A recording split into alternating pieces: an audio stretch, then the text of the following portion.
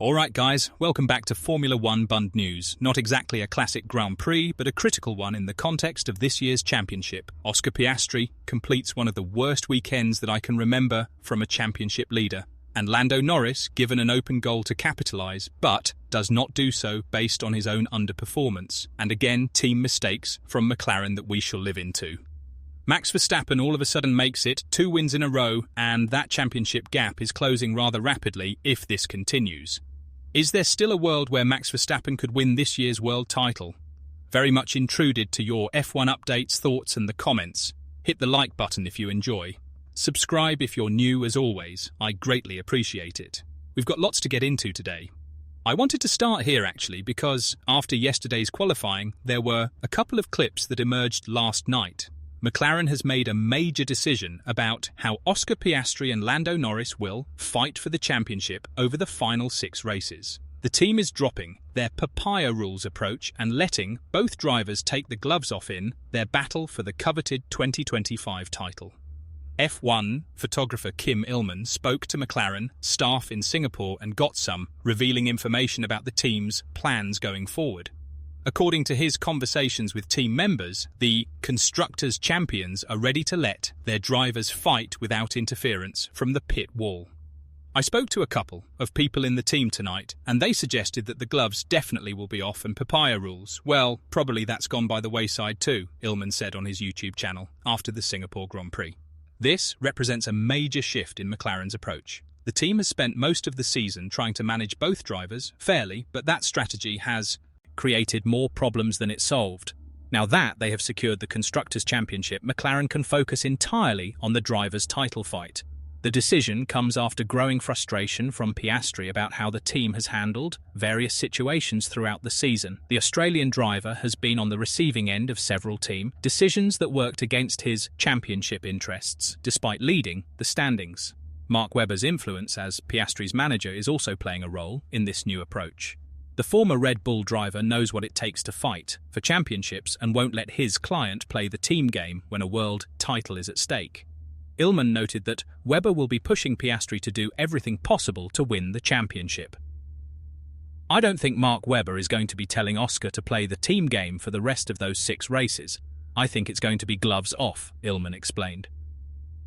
The media has also been creating false narratives about Piastri's behaviour in Singapore.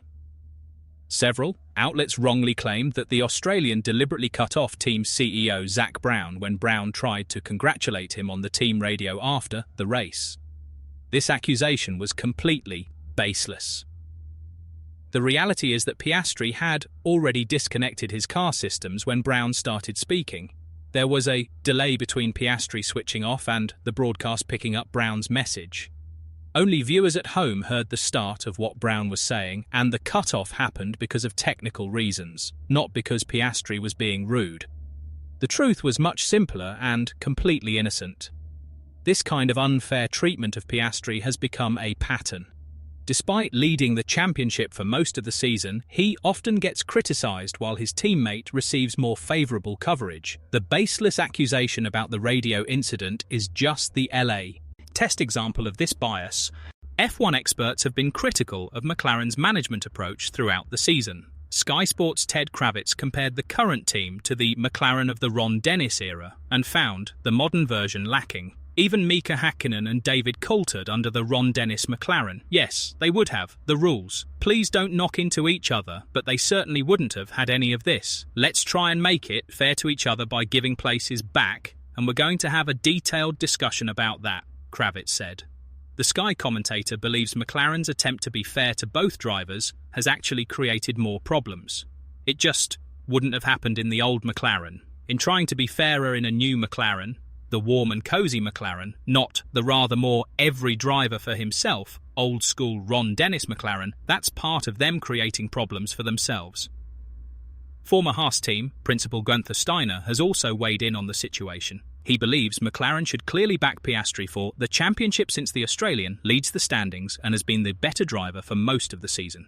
Either you let them race, or if you're worried about losing the championship, you have to make the call. You have to tell one guy, and obviously that one guy is Piastri because he has got more points than Lando, Steiner said on the Red Flags podcast. Steiner warned that McLaren risks losing the championship entirely if they don't make clear decisions. If they lose the Drivers' World Championship now, then you've got two unhappy drivers. At least if you favour one, you've only got one unhappy driver.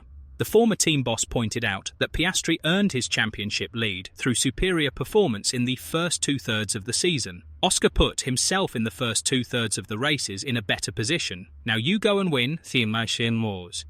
World Championship, McLaren team principal Andrea Stella has defended Piastri's right to speak his mind about team decisions. After the Australian's radio complaints in Singapore, Stella said, "This kind of honesty is exactly what the team wants from its drivers." Obviously, Oscar made some statements while he was in the car, but that's the kind of character that we want to have from our drivers, Stella told media. They have to make their position very clear. That's what we asked them. Stella also explained the team's perspective on the Singapore incident. He noted that while Piastri saw Norris moving into him, the reality was that Norris had contact with Verstappen first and was pushed into his teammate. The team principal emphasised that these situations need to be viewed from multiple perspectives. The McLaren boss promised that the team will review the Singapore situation with both drivers, just like they did after their collision in Canada earlier this season. "We will have the good conversations like we had, for instance, after Canada. This review gave us the opportunity after Canada to come back," we said at the time, even more united and stronger as a team. Stella believes these discussions will help the team fine-tune their approach for the remaining races. The goal is to learn from each situation and come back stronger rather than let incidents divide the team.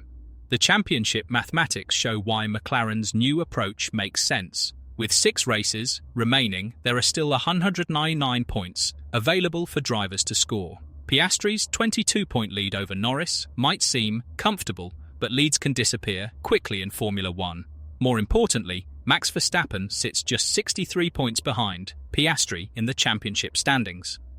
The Red Bull driver has been closing the gap steadily over the past few races and showed in Singapore that he can still beat both McLaren drivers when everything comes together. The upcoming calendar includes sprint weekends at Austin and Brazil, which will offer additional point-scoring opportunities. These extra sessions could be crucial in determining the final championship outcome, especially if the fight remains close. McLaren's decision to let their drivers fight freely could backfire if it leads to more incidents between Piastri and Norris. However, the alternative of continuing with inconsistent team management was clearly not working either. The team's new approach will be tested immediately at the United States Grand Prix in Austin. This will be the first race where both drivers know they have complete freedom to race each other without team interference. Both drivers have multi-year contracts with McLaren, so they will need to maintain a working relationship regardless of how this championship battle ends. The way they handle the final 6 races could define their partnership for years to come. For Piastri, this new freedom gives him the chance to fight for his first world championship without worrying about team politics. He has led the standings for most of the season and deserves the opportunity to win the title on his own merits.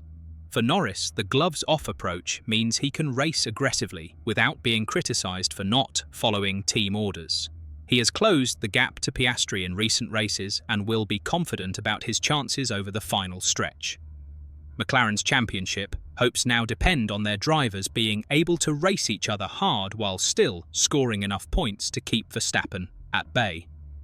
It's a delicate balance that will define the final chapter of what has been a remarkable season for the team. The next 6 races will show whether McLaren's new approach was the right decision, or if their attempt to let both drivers fight freely ends up costing them the championship they have worked so hard to achieve.